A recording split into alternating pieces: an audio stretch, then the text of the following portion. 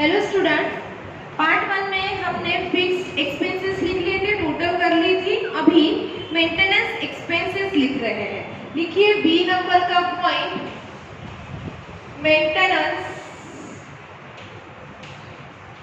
Expenses. Maintenance expenses में कौन सा आइटम जाएगा? मेंटेनेंस एक्सपेंसेस करके ही आइटम है 5,54,400 थ्रू आउट इट्स लाइफ। जितनी लाइफ है, मतलब लाइफ उन्होंने दी है 10 साल बसेस की, तो बस की लाइफ दी है उन्होंने 10 साल, तो 10 साल तक इतना एक बस के पीछे हमारा मेंटेनेंस का खर्चा जाने वाला है। तो किस तरह से कैलकुलेट करेंगे? तो देखिए, पहले हम लिख लेते हैं मेंटेनेंस एक्सपेंसेस। कितनी बताइए उन्होंने खर्चा? 5,54,400। कहाँ तक ये खर्चा कब तक लगेगा? 10 साल तक लगेगा। कैसे मुझे पता चला? क्योंकि उन्होंने वहां बोला है थ्रू आउट इज लाइफ। जब तक बस की लाइफ है तब तक आपको मेंटेनेंस का खर्चा इतना लगने वाला है। और मेंटेनेंस की लाइफ कितनी है? बस की लाइफ कितनी है? 10 साल, इसीलिए 10 years. 5,54,400 divided by 10 year. Calculate कीजिए और बताइए कितना आ रहा है।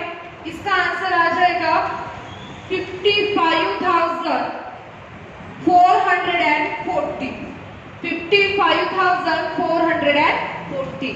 तो ये हो गया 1 साल का। डिवाइडेड बाय क्या करना पड़ेगा? 12 मंथ्स करना पड़ेगा। क्यों? क्योंकि हम 1 मंथ के ही एक्सपेंडिचर लिख रहे हैं। तो डिवाइडेड बाय 12 करने के बाद आपका आंसर आ जाएगा 4,620। फिर से रिपीट करती हूँ क्या किया। मेंटेनेंस एक्सपेंसेस उन्होंने कितना बताया था? 5,54,400 थ्रू आउट इट्स लाइफ। 10 साल तक हमें मेंटेनेंस का इतना खर्चा देना पड़ेगा। ठीक है, 10 साल के बाजू में देखिए क्या लिखा है, 10 years each बस रिक्वायर्ड। 10 साल एक बस की लाइफ है, ऐसा बताया है। मतलब हमने जो डिवाइडेड बाय 10 years किया है वो एक बस का कैलकुलेशन किया है। मतलब एक बस के पीछे लगने वाला मेंटेनेंस एक बस के पीछे साल भर के लिए लगेगा 55,440 और महीने भर के लिए लगेगा 4,620। और अभी हमने एक ही बस का निकाला है, तो मल्टीप्लाइड बाय क्या करेंगे? 3 बसेस करेंगे, क्योंकि 3 बसेस के एक्सपेंडिचर यहाँ हमें लिखने हैं। तो इसका आंसर आ जाएगा 13,860। नेक्स्ट, इसके बाद है मेंटेनेंस में जाने वाला आइटम टायर एंड ट्यूब्स। कितना बताया है उन्होंने टायर एंड ट्यूब्स के बारे में? तो 40 पैसे बताया है। Expenditure of tyre and tubes 40 पैसे पर किलोमीटर पर बस। सिंपल है, लिखिए टायर एंड ट्यूब्स कितना? 40 पैसे पर किलोमीटर। और आपको भी पता है हमारी गाड़ी कितना किलोमीटर चल रही है। वर्किंग नोट नंबर 1 में ही कैलकुलेट किया हमने कि 84,000 किलोमीटर हमारी गाड़ी रन करने वाली है। तो पर किलोमीटर कितना खर्चा लग रहा है? 0.40। तो इसका आंसर आ जाएगा 33,600। अभी आपके मन में कौन सा सवाल आया है वो मैं आपको बता देती हूँ। यहाँ पे ध्यान दीजिएगा, नोट्स के अंदर expenditure of tyre and tubes is 40 पैसे पर किलोमीटर पर बस। आप बोलेंगे मैडम ये जो 40 पैसे दिए हैं वो एक बस का दिया है। हाँ ना, बराबर है। मैंने कहा बोला कि गलत है, पर आपने ये जो किलोमीटर लिखे हैं वो 3 बसेस के लिखे हैं। पर बस पर किलोमीटर 40 पैसे लग रहे हैं। तीनों बस मिला के हम कितने किलोमीटर गाड़ी चला रहे हैं? A, B और C तीनों बसेस मिला के हम 84,000 किलोमीटर हमारी गाड़ी चल रही है। तो पर किलोमीटर 40 पैसे है, तो यहाँ पे अभी आप मल्टीप्लाइड बाय 3 नहीं कर सकते। क्यों नहीं कर सकते? क्योंकि यहाँ पे आपने जो किलोमीटर्स लिखे हैं वो 3 बसेस के लिखे हैं, एक बस का नहीं लिखा है, 3 बस के किलोमीटर्स लिखे हैं, इसीलिए 40 पैसे डायरेक्टली मल्टीप्लाई कीजिए, आंसर आ जाएगा 33,600। उन्होंने बोला पर किलोमीटर पर बस 40 पैसे टायर एंड ट्यूब्स के पीछे खर्च हो रहे हैं। तो हमने डायरेक्टली देख लिया कि तीनों बस मिला के कि कितने किलोमीटर गाड़ी चल रही है, बराबर 84,000 किलोमीटर गाड़ी चल रही है। ए चले, बी चले या सी चले, बराबर तीनों भी गाड़ी कैसे हमारी ही है, तो 40 पैसे पर किलोमीटर में खर्चा आ रहा है। इसका मतलब टोटल खर्चा आ जाएगा 33,600। तो मेंटेनेंस के इसमें 2 ही आइटम है, दोनों आइटम की टोटल कीजिए और बाहर निकालिए, उसको नाम दीजिए पी टोटल मेंटेनेंस कॉस्ट। कितनी आ जाएगी टोटल मेंटेनेंस कॉस्ट? 47,460। उसके बाद नेक्स्ट आइटम हमारा हम लिखेंगे रनिंग एक्सपेंसेस या फिर रनिंग कॉस्ट।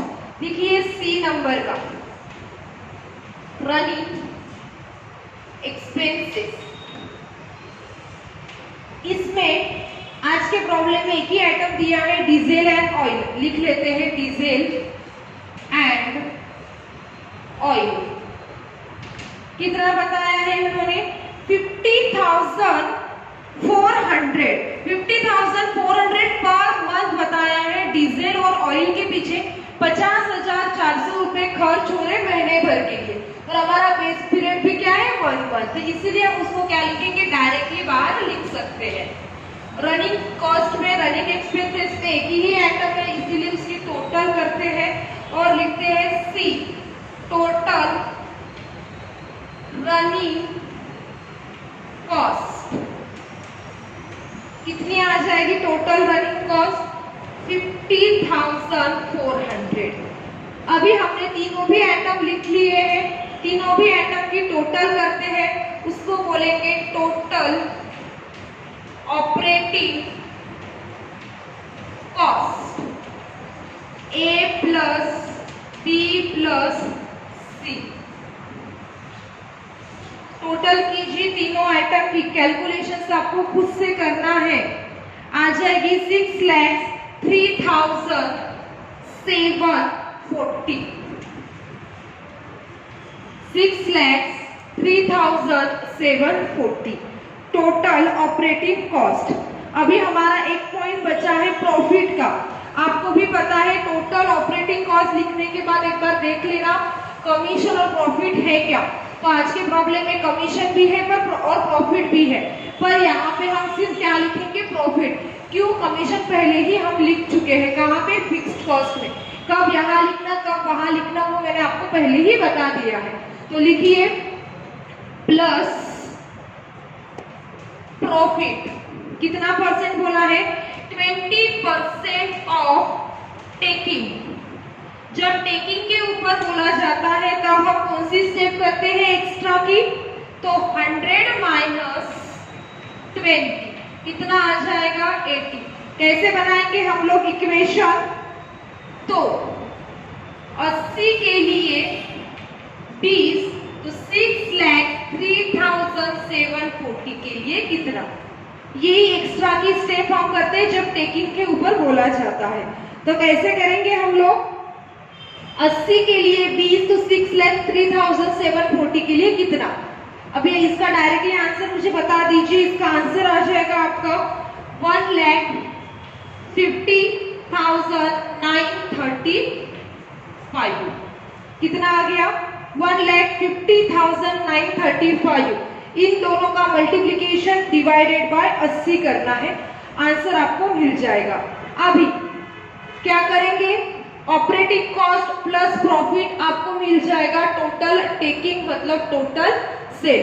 तो अभी वीडियो को पॉज कीजिए और अपने मन से पहले इसकी टोटल कीजिए, टोटल टेकिंग निकालिए, फिर पर पैसेंजर किलोमीटर निकालिएगा कि पर पैसेंजर कितने चार्ज करते हैं हमें टिकट। उसके बाद आप टिकट रेट कैलकुलेट कीजिए। नागपुर से पुणे कितना है, पुणे टू नागपुर कितना है, नागपुर टू अकोला कितना है। खुद के मन से फिर वीडियो को ऑन कीजिएगा और देखिएगा आपने बराबर किया है या नहीं। तो आपने खुद से सॉल्व कर लिया होगा। टोटल टेकिंग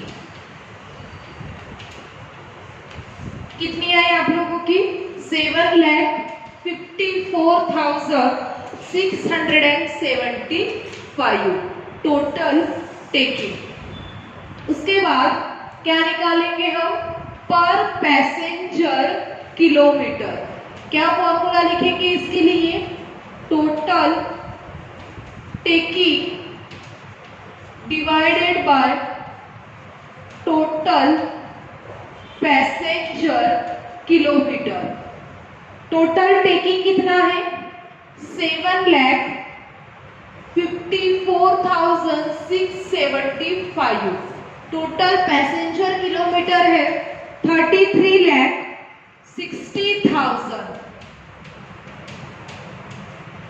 इसका आपका आंसर आ जाएगा 0.22 मतलब 22 पैसे पर पैसेंजर किलोमीटर। पर किलोमीटर टिकट का रेट क्या रहने वाला है, 22 पैसे रहने वाला है। तो अभी हमारी गाड़ी जो है नागपुर से पुणे जा रही है और नागपुर से अकोला जा रही है, बराबर। नागपुर से पुणे की जितनी टिकट रहेगी उतनी ही पुणे से नागपुर की रहेगी। क्यों, क्योंकि डिस्टेंस तो सिमिलर ही रहेगा। जाने के 10 रुपए ले रहे हैं हम लोग, तो रिटर्न आने के भी 10 ही लेंगे ना। ऐसा बोलेंगे नहीं पुणे सिटी से नागपुर पहुंचा रहे हैं तो टिकट कम लगेगी और नागपुर से पुणे जा रहे तो टिकट ज्यादा लगेगी, ऐसा बोलेंगे क्या, तो नहीं। तो यहाँ लिखिए टिकट रेट। टिकट रेट कब लिखना है, जब उन्होंने क्वेश्चन में पूछा calculate fair, calculate ticket rate, तो उस समय आपको टिकट रेट कैलकुलेट करना है। और नहीं समझता है तो क्या करना, निकाल के रख देना, दूसरा कोई ऑप्शन तो है ही नहीं। Ticket rate Nagpur to Pune, Nagpur to Pune का डिस्टेंस कितना है, 1100 किलोमीटर। पर किलोमीटर हम चार्ज कर रहे 22 पैसे, तो 1100 किलोमीटर के लिए कितना, इसका आपका आंसर आ जाएगा 242 रुपीज 242। ये हो गया नागपुर टू पुणे का टिकट रेट। 242 रुपीज हम चार्ज करेंगे। पुणे टू नागपुर कैलकुलेशन की जरूरत नहीं क्योंकि टिकट रेट उतना ही रहेगा। दूसरा नागपुर टू अकोला, नागपुर टू अकोला का डिस्टेंस कितना है, तो वहां पे उन्होंने बताया है 300 किलोमीटर। कितना, 300 किलोमीटर का डिस्टेंस है। पर किलोमीटर 22 पैसे, तो 300 किलोमीटर के लिए कितना, तो 66 रुपीज 66 हम चार्ज करेंगे नागपुर टू अकोला की टिकट। तो इस तरह से आज हमारा ये अच्छा और डिफिकल्ट प्रॉब्लम कंप्लीट होता है, प्रॉब्लम नंबर 15। अभी प्रॉब्लम नंबर 16 जो है उसके ऊपर लिखिएगा होमवर्क। सिंपल प्रॉब्लम है, ज्यादा कुछ डिफिकल्ट नहीं है, आप लोग सॉल्व कर सकते हो। और सॉल्व बिल्कुल एज इट इज, जैसे अभी तक हमने ये वाला प्रॉब्लम सॉल्व किया है एज इट इज, वैसे ही आपको ये भी सॉल्व करना है। प्रॉब्लम नंबर 16 सिंपल है, पर एक ही पॉइंट जो थोड़ा सा अलग तरीके से उन्होंने दिया है जो कि आपको कंफ्यूजन हो सकता है। यहाँ पे ऑफलाइन में होते तो यहाँ पे मैं वो क्लास में करने के लिए आपको बोल देती, पर ऐसा नहीं है, इसीलिए वो प्रॉब्लम होमवर्क देने का कैंसिल हो गया है। और अभी प्रॉब्लम नंबर 16 हम नेक्स्ट वीडियो लेक्चर में देखने वाले हैं। उससे पहले एक बात क्लियर कर देते हैं, आज का ये जो प्रॉब्लम था अच्छे से देखिए, नहीं समझा ये सेकंड पार्ट तो ठीक है, पर पहला जो पार्ट जो पूरा स्टार्टिंग का मैंने आपको समझा के दिया था, मोस्ट इंपॉर्टेंट नोट दोनों भी वर्किंग नोट, वो अच्छे से समझ लीजिए क्योंकि उसी तरह के प्रॉब्लम्स पेपर में आते हैं। और ये नागपुर पुणे का जो प्रॉब्लम है बहुत बार पेपर में पूछा भी गया है, तो इसीलिए अच्छे से उसको कीजिए। कुछ भी डाउट्स रहता है डेफिनेटली आप मुझे पूछ सकते हैं। स्टार्टिंग से ही बता रही हूँ कि इस चैप्टर में आपको रेक्टिफिकेशन यूज नहीं होगा। हर प्रॉब्लम में कुछ नया है, कुछ अलग है। इसके आगे भी जितने प्रॉब्लम्स हम पढ़ने वाले, एक एक पॉइंट अलग आएगा, उसकी वजह से आपका कैलकुलेशन मेथड चेंज हो जाती है। इसलिए कंसेप्ट आप में क्लियर होनी चाहिए, कब और कब किस तरह से उसको सॉल्व करना है। जैसे कि हम नेक्स्ट प्रॉब्लम देखने वाले हैं, उसके लिए कमीशन उन्होंने अलग तरीके से दिया है। कॉस्ट और टेकिंग के ऊपर तो पूछा ही है, पर उसके साथ थोड़े कैलकुलेशंस भी थोड़े अलग दिए हैं। तो इसीलिए आप उस प्रॉब्लम को पढ़ के रखिए और जितने पॉइंट्स आपको न्यू लग रहे हैं, अलग लग रहे हैं, उसको अंडरलाइन करके स्टार मार्क करके रखिए, जिससे जब हम उसको रिवाइज करें या फिर मैं आपको समझा के दूं तब आप उसके ऊपर कंसंट्रेशन के साथ सुन सकते हैं। क्योंकि बाकी का प्रॉब्लम सिमिलर रहता है तो वो आपको इजीली आ जाएगा। तो जितना डिफिकल्ट है ऑनलाइन में तो भी ये मेथड को फॉलो कीजिए, जितना डिफिकल्ट है वो पॉइंट में एक्सप्लेन कर रहे तो फुल कंसंट्रेशन के साथ उसको सुनिए। बाकी जो लिखते समय आपने अपने मन से भी आइटम्स लिखे तब भी आपके गलत नहीं होंगे, क्योंकि अभी आप एमकॉम के स्टूडेंट हो। तो इस तरह से यहाँ पे हम प्रॉब्लम नंबर 15 को कंप्लीट करते हैं और नेक्स्ट वीडियो लेक्चर में देखेंगे प्रॉब्लम नंबर 16। टेबल प्रिपेयर करके रखिए और प्लीज प्रॉब्लम को पढ़ के तो भी रखिए। Thank you.